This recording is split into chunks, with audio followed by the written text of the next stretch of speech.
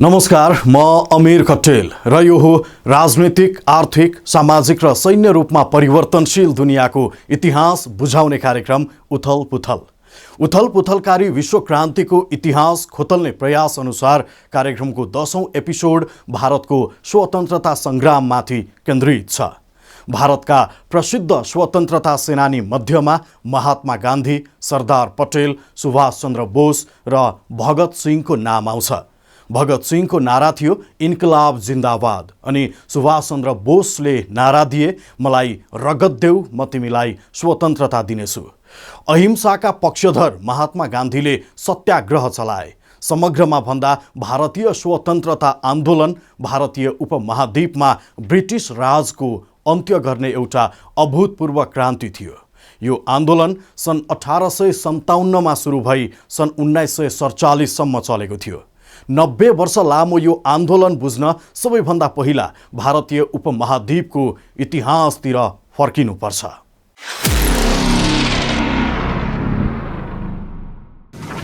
Prague ऐतिहासिक कालमा मानिसले आगो र पाङ्ग्राको खोज गरे। त्यसपछि विकासले फरक कुनामा फरक तरिकाले विभिन्न चक्कर लगाउँदै गयो। मेसोपोटामिया, इजिप्ट, सिन्धु र चिनिया सभ्यता विश्वकै पुरानो सभ्यता मानिन्छ। जस्तो कि झन्डै 5000 वर्ष वा त्यसभन्दा अघि सिन्धु नदी किनारमा व्यवस्थित बस्ती बनाइएको थियो, जहाँ पानी, ढल र सिँचाइ लगायतका पूर्वाधार थिए। पुरातत्वविदले उत्खनन गर्दा यहाँ पर्खालका अवशेष भेटिएको थियो। यस नगरलाई अन्यले आक्रमण गर्न सक्ने भयका कारण पर्खाल बनाइएको हुन सक्ने सङ्केत त्यसले गर्छ। इतिहासविदले यस कालको कला संस्कृति निकै समृद्ध हुन सक्ने अनुमान गरेका छन्। तर आजभन्दा झन्डै 3500 वर्ष अघि यो सभ्यता गायब भयो। यसका दुई कारण हुन सक्छन्। एक, प्राकृतिक विपद, बाढी, भूकम्प, जलवायु परिवर्तन। दुई, पश्चिमा तथा सेन्ट्रल एसियाबाट आएकाको आक्रमणमा नगर ध्वस्त हुनु। सिन्धु कालखण्डपछि वैदिक आर्य भारत आए। उनीहरूले भारतका धेरै ठाउँमा ऋग्वेदका आधारमा आफ्नै मूल्य मान्यता सहितका फरक फरक संस्कृति विकास गरे। बिस्तारै समाजमा वर्ण र जातका आधारमा विभेद हुन थाल्यो। ब्राह्मण, क्षेत्री, वैश्य र शूद्र जात तोकेर जिम्मेवारी दिइयो। बुद्ध र महावीर जन्मदासम्म जाति प्रथा चरम भइसकेको हुनुपर्छ। त्यसैले उनीहरूका प्रवचनमा पनि जाति प्रथा र सामाजिक विभेदको विरोध पाइन्छ। उनीहरूले अहिंसा र मानवताको सन्देश फैलाए। निर्वाण हासिल गर्न आत्मजागरण आवश्यक रहेको औँल्याए। बिस्तारै भारतमा महाजनपदको गठन हुन थाल्यो। यति बेला गान्धार, कुरु, कोसाला, मगध लगायत राज्य थिए। बिम्बिसार, अजातशत्रु, शिशुनाग, नन्द राजवंशले विभिन्न ठाउँमा शासन चलाए। प्राचीन भारतमा साना ठुला विभिन्न राज्य थिए। राज्य मध्ये पनि ठुला राज्यलाई साम्राज्य भनिन्थ्यो। साना राज्यलाई साम्राज्यमा विलय हुनुपर्ने डरले सताउँथ्यो, किनकि सम्राटमा राज्य विस्तारको महत्वाकांक्षा हुन्थ्यो। तसर्थ आफ्नो शासन कायम राख्न साना तथा मझौला राज्यका रजौटाले सम्राटलाई खुसी राख्नु जरुरी थियो। ईसापूर्व 4औं शताब्दीमा उत्तर भारतमा चन्द्रगुप्त मौर्यले मगध, आधुनिक बिहार र उत्तर प्रदेशमा नन्द वंशलाई हराएर शासन हात पारे। यसपछि मौर्य साम्राज्य खडा भयो। राजा चन्द्रगुप्तका सल्लाहकार चाणक्य राजनीति, अर्थशास्त्र र सुशासनका ज्ञाता थिए।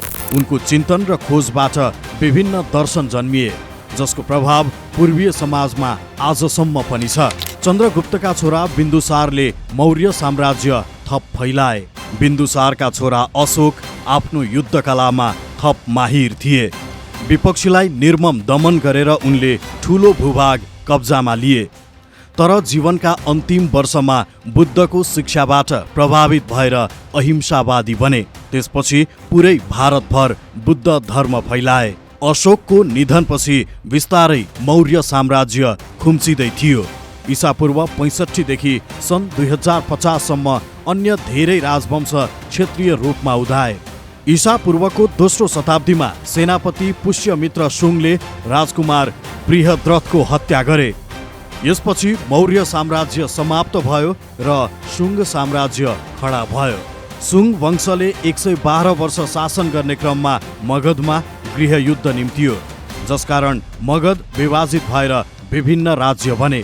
दक्षिण भारतमा चोल, चेर र पाण्ड्या राजवंशले शासन गरिरहेका थिए।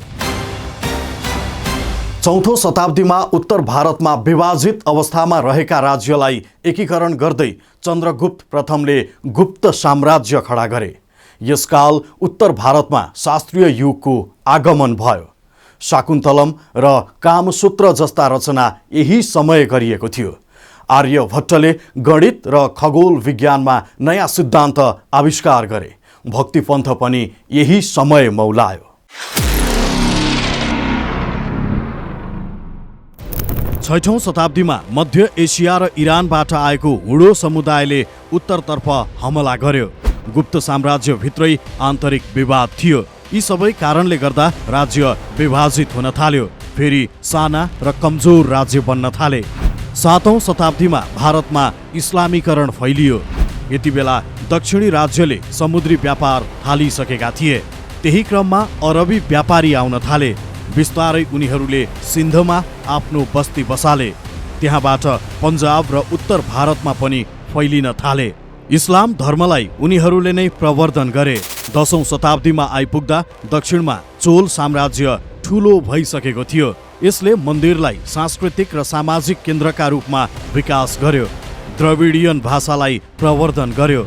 समुद्री व्यापारलाई फैलायो। उत्तरतर्फ विभिन्न साना तथा मझौला राज्य थिए। यसमध्ये राष्ट्रकूट सबैभन्दा शक्तिशाली थियो। अवन्तीमा प्रतिहार र बङ्गालमा पल वंशले शासन गरिरहेको थियो। यही समय मोहम्मद घुरिदको आदेशमा कुतुबुद्दिन ऐबक जनरलले भारतमा आफ्नो फौज लिएर आए। यी जनरल कुनै समय दास थिए, तर आफ्नो युद्ध कलाका कारण उनी घुरिदको प्रिय बनेका थिए। उनले उत्तर भारतका विभिन्न ठाउँमा आक्रमण गरे, दिल्ली नै कब्जा गरे। यति बेलासम्म उनी घुरिदकै आदेशमा चल्थे। तर 1206 मा घुरिदको निधन भएपछि मौकाको फाइदा उठाएर कुतुबुद्दिन ऐबकले आफैलाई दिल्लीको सम्राट घोषणा गरे। यसरी भारतमा मामलुक वंशको शासन सुरु भयो। यसलाई दिल्ली सल्तनत पनि भनिन्छ। 13औं शताब्दीको अन्त्यतिर अलाउद्दिन खिलजीले यो वंशलाई समाप्त पारेर आफूलाई दिल्लीको सुल्तान घोषणा गरे। खिलजीको समयमा दिल्ली सल्तनत धेरै ठाउँमा विस्तार भयो। उनले दक्षिणतर्फका राज्यलाई पनि आफ्नो साम्राज्यमा गाभेका थिए। यसपछि तुगलक वंश, सैयद वंश र लोधी वंशले पनि दिल्लीमा शासन चलाए। दिल्ली सल्तनतको समयमा इस्लाम धर्म धेरै ठाउँमा फैलियो। मस्जिद, मदरसा लगायतको निर्माणका लागि सरकारले ठुलो रकम खर्चिएको थियो। यही बेला शरिया कानुन लगाइयो। आफ्नो विरोधीमाथि अलग धर्म मानेको भनेर अलग्गै कर पनि लगाइन्थ्यो। यद्यपि राजाका समर्थकलाई जुनसुकै धर्म मान्दा पनि रोक वा कर थिएन। केही शासकले धर्मान्तरणका नीति लिएर हिन्दू समुदायलाई जबरजस्ती मुस्लिम बनाए। धेरै ठाउँमा मन्दिर भत्काइयो। हिन्दूसँग इस्लाम युवाले जबरजस्ती बिहे गर्न थाले। 16औं शताब्दीमा पानीपतको पहिलो लडाईँमा तत्कालीन दिल्ली सुल्तानेत इब्राहिम लोधीलाई हराएर बाबरले कब्जा गरे। बाबरका पुर्खा दुई ठूला सम्राट थिए। बाबुतर्फका उनका पुर्खा तैमुर थिए, जो तुर्को मङ्गोल सम्राट हुन्। मावली तर्फका पुर्खा चेगिङ्स खान थिए। बाबरले दिल्ली विजयपछि आफूलाई 1526 मा सम्राट घोषणा गरे। भारतमा मुगल काल आगमन भयो।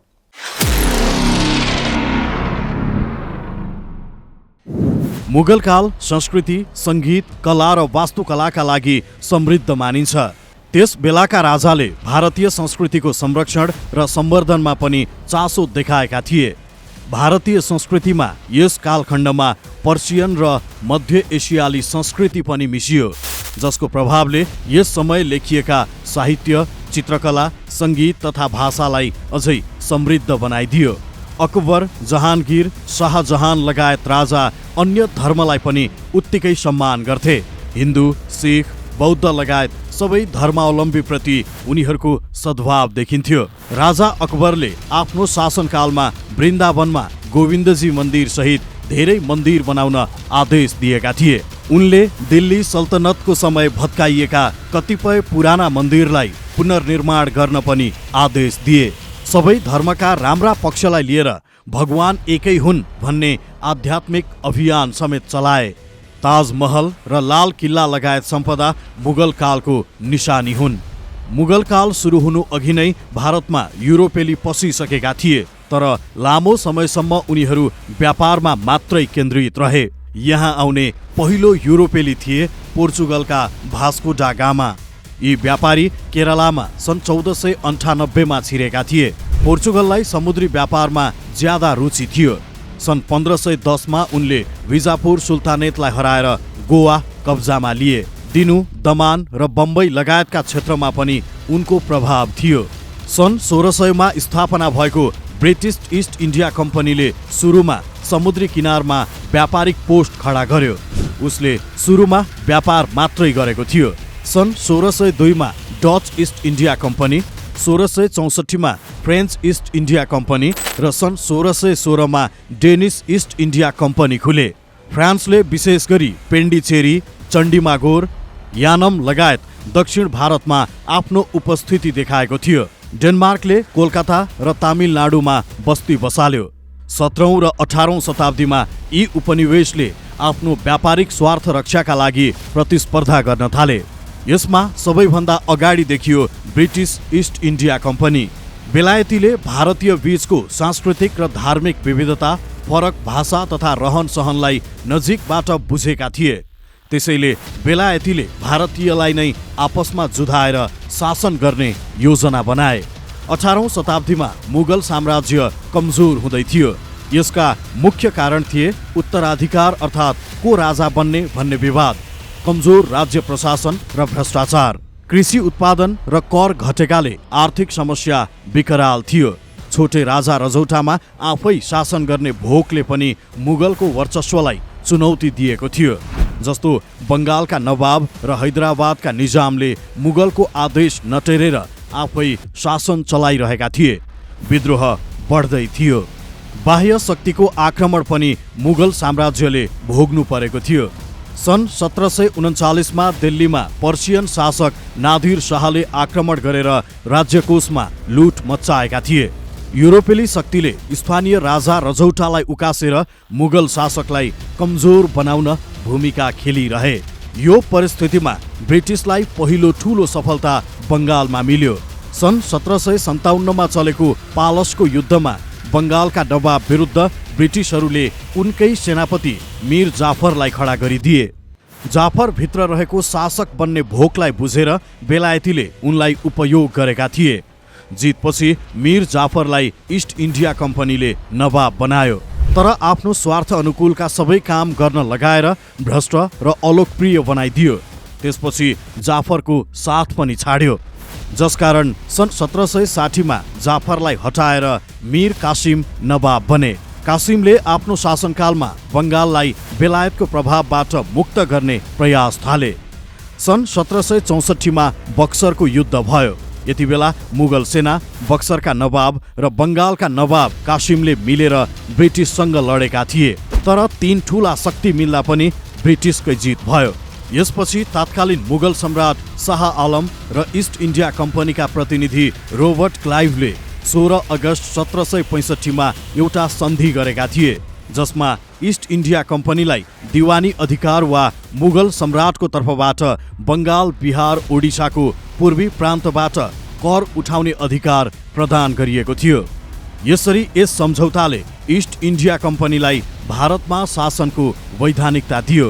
ठूला सम्राटले नै स्वीकारिसकेको कम्पनीलाई साना राजा रजौटाले अस्वीकार गर्न सक्ने कुरै भएन। 19औं शताब्दीसम्म भारतका धेरै इलाका ब्रिटिस ईस्ट इन्डिया कम्पनीको प्रभावमा थिए। छोटे राजा रजौटा उनीहरूकै इसारामा चल्न बाध्य थिए, किनकि भनेको नमान्दा राजकाज गुमाउने भय उनीहरूमा थियो। ब्रिटिसले सुधारका लागि धेरै उल्लेखनीय काम गरे, जसमध्ये एक सती प्रथाको अन्त्य थियो।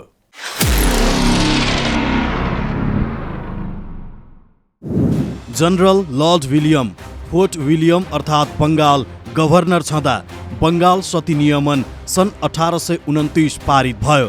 जसले सती प्रथालाई अवैध घोषणा गर्दै यसमा संलग्न हुनेलाई कडा कारबाहीको व्यवस्था गर्यो। यातायातको विकास, सहरको आधुनिकीकरण, आधुनिक शिक्षा लगायतका काममा पनि ब्रिटिस सक्रिय रहे। तर सुधारको यो मूल्य भारतीयले आफ्नो स्वाधीनतासँग साट्नु पर्यो। सन् 1837 मा अकबर दोस्रोको निधन हुँदासम्म मुगल साम्राज्य पुरानो दिल्ली आसपास मात्रै सीमित थियो। सम्राटको पगडी गुथे पनि अकबरका छोरा बहादुर जाफर शाहसँग कुनै अधिकार थिएन। सबै क्षेत्रमा ब्रिटिस राज थियो। सम्राट बहादुर शाहको समय ब्रिटिस विरुद्ध पहिलो विद्रोह छेडियो सन् 1857 मा, जसलाई सिपाही विद्रोह भनिन्छ। 29 मार्च 1857 मा यो विद्रोह 34औं बङ्गाल नेटिभ इन्फ्यान्ट्रीमा भएको थियो। यति बेला बेलायती सेनाले एनफिल्ड नामक नयाँ राइफल भारतमा ल्याएको थियो। कार्टिजलाई दाँतले काटेर खोलेपछि त्यसभित्रको बारुदलाई बन्दुकको नलीमा भरिन्थ्यो।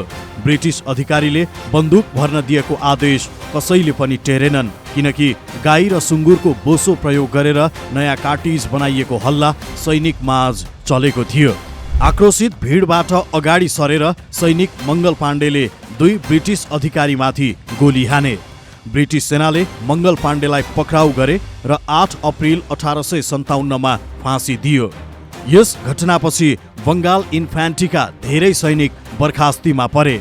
असन्तुष्ट सैनिकले अप्रिल महिनामै आगरा, इलाहाबाद र अम्बाला लगायत सहरमा आगजनी गरे। 10 मे 1857 मा मेरठमा सैनिक विद्रोह भयो।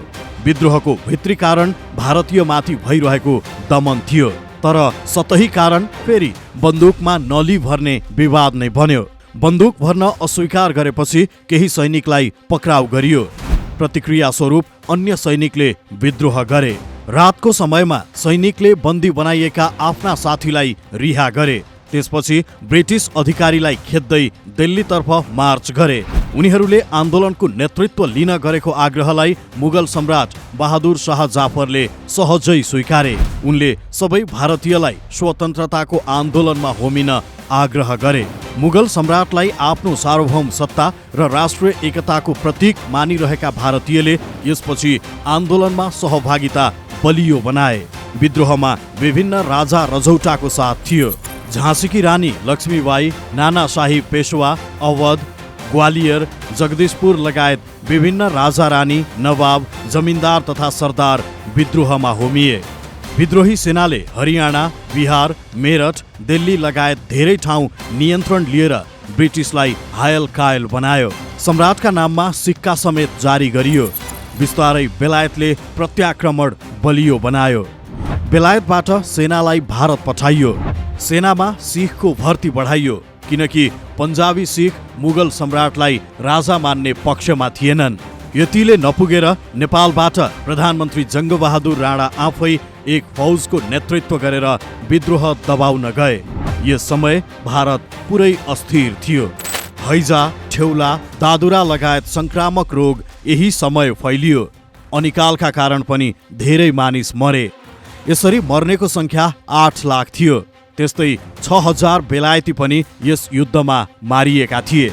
1 वर्ष 6 महिना चलेको युद्धलाई अन्ततः बेलायतले दबाएरै छाड्यो। दिल्ली कब्जा गरेपछि बहादुर शाहका छोरा मिर्जा मुगल, मिर्जा खिजर सुल्तान र नाति मिर्जा अबु बकरलाई अङ्ग्रेज अफिसरले कसैको आदेश नलिई गोली हाने। बहादुर शाहको सम्राट उपाधि खोसियो। उनलाई पक्राउ गरेर निर्वासनका लागि कान्छी रानीसँगै बर्मा पठाइयो। बेलायती संसदले गभर्नमेन्ट अफ इन्डिया एक्ट सन् 1958 जारी गर्दै इस्ट इन्डिया कम्पनीलाई खारेज गर्यो। यसपछि बेलायती क्राउन राष्ट्र प्रमुख रहने र बेलायत सरकारले प्रत्यक्ष शासन गर्ने व्यवस्था गरियो। भारतका लागि आवश्यक नीति नियम बेलायती संसदले पारित गर्ने, बेलायती महारानीद्वारा नियुक्त गभर्नर भारतको कार्यकारी प्रमुख रहने, बेलायती मन्त्री परिषदका भारत मामिला हेर्ने विदेश मन्त्रीको व्यवस्था गर्ने लगायत काम भए। अब महारानी भिक्टोरिया नै यहाँकी रानी भइन्। बेलायतले सन् 1861 मा मोर्ले मिन्टो सुधार नामले चिनिने इन्डियन काउन्सिल एक्ट ल्यायो। नीति निर्माण तहमा भारतीयको सहभागिता बढाउन यस्तो ऐन ल्याइएको बेलायतको दाबी थियो। तर स्थानीय निकायमा प्रत्यक्ष मतदान नभएर विभिन्न स्वार्थ समूहको इच्छा अनुसार प्रतिनिधि नियुक्त हुन्थे। यसको भित्री लक्ष्य हिन्दू मुसलमानका नाममा भारतीयलाई विभाजित गर्नु थियो।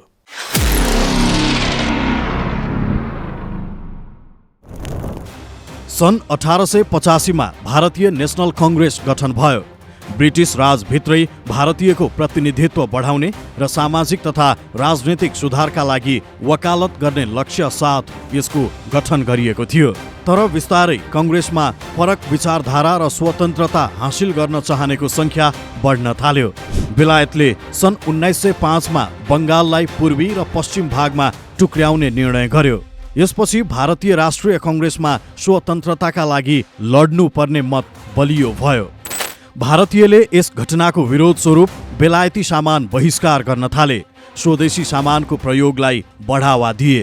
कङ्ग्रेसबाट फुटेर सन् 1906 मा अल इन्डिया मुस्लिम लिग बन्यो। यसको लक्ष्य ब्रिटिस भारतमा रहेका मुस्लिमको अधिकार रक्षा गर्नु थियो।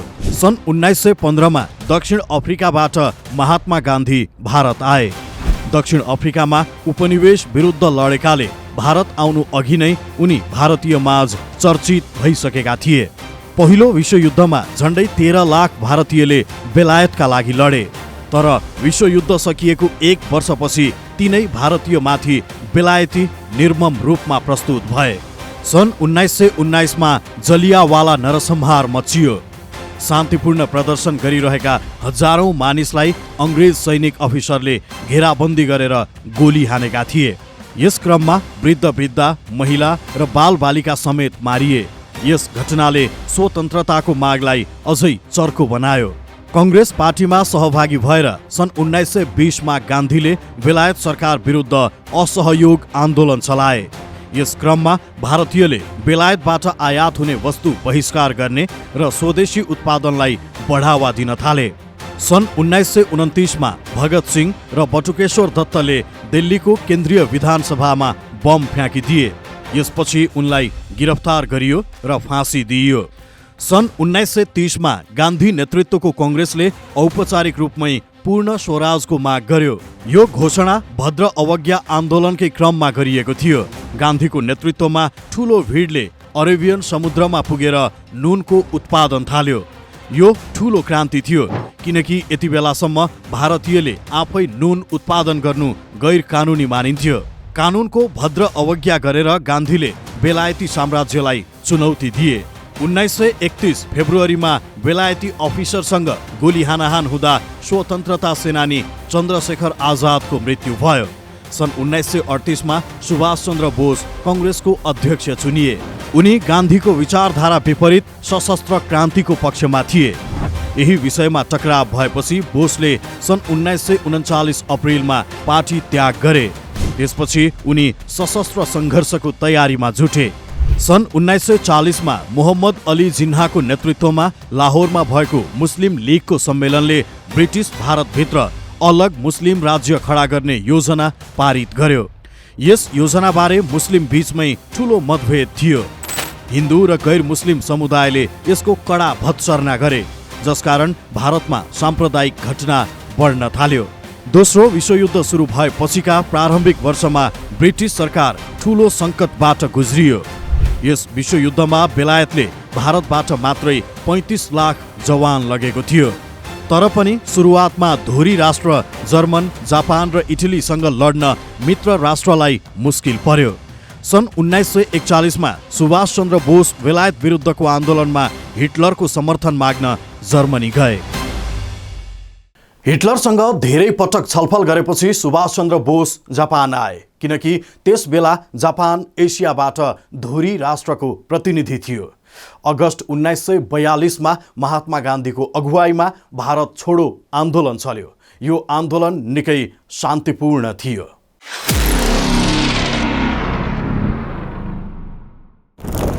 भारत छोडो आन्दोलनलाई बेलायतीले दमन गर्न थाले अनि नागरिक स्तरबाट करो या मरो आन्दोलन स्वतस्फूर्त चल्यो।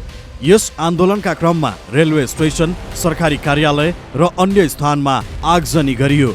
हिंसा फैलदा धेरैको ज्यान गयो।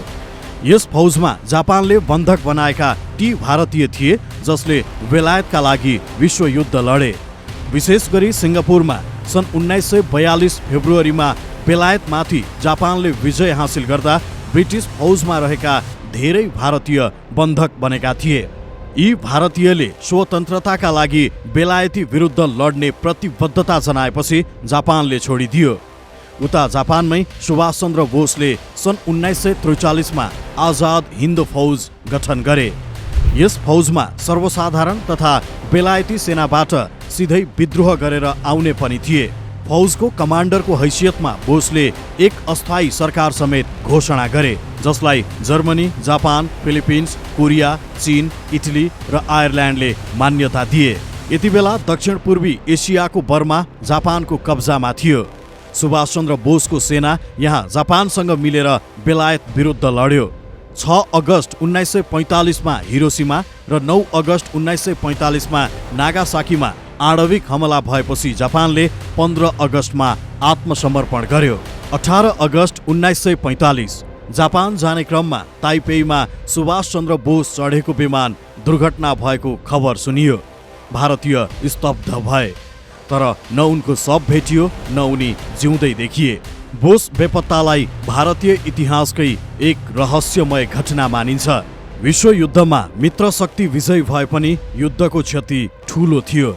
दोस्रो विश्वयुद्ध अघि हिटलरले शासन गरेका युरोपका धेरै देश युद्धपछि मुक्त भए। यस प्रकार स्वाधीनता र सार्वभौम सत्ता सहितको नयाँ राष्ट्रवादी सोच विकास भयो। मित्र शक्तिले सन् 1941मा हस्ताक्षर गरेको एटलान्टिक चार्टरले नै आफ्नै स्वरूपको सरकार चुन्ने सबै जनताको अधिकार सुनिश्चित गरेको थियो। बेलायतमा बढ्दो आर्थिक सङ्कटले पनि उपनिवेश धान्न सकिँदैन भन्ने सङ्केत गर्दै थियो। यी र यस्ता धेरै कारणले गर्दा बेलायत भारतबाट हट्दै थियो। बेलायत सरकारले मार्च 1946मा क्याबिनेट मिसन प्लान भारतमा पठायो। यसमा सत्ता हस्तान्तरण र संवैधानिक सुधारबारे उल्लेख थियो। यस योजनाले राज्यलाई धेरै स्वायत्तता र केन्द्रलाई सीमित अधिकार दिइएको सङ्घीय प्रणाली सहितको शासन व्यवस्था सिफारिस गरेको थियो, तर यसलाई भारतीय राष्ट्रिय कङ्ग्रेस र मुस्लिम लिगले अस्वीकार गरिदिए। भारतमा स्वराजको माग बढ्दै गएपछि ब्रिटिस सरकारले भारतीय नेसनल कङ्ग्रेस र मुस्लिम लिगका सदस्यलाई समेटेर 2 सेप्टेम्बर 1946मा अन्तरिम सरकार बनायो। जवाहरलाल नेहरूले अन्तरिम सरकारको नेतृत्व गरेका थिए।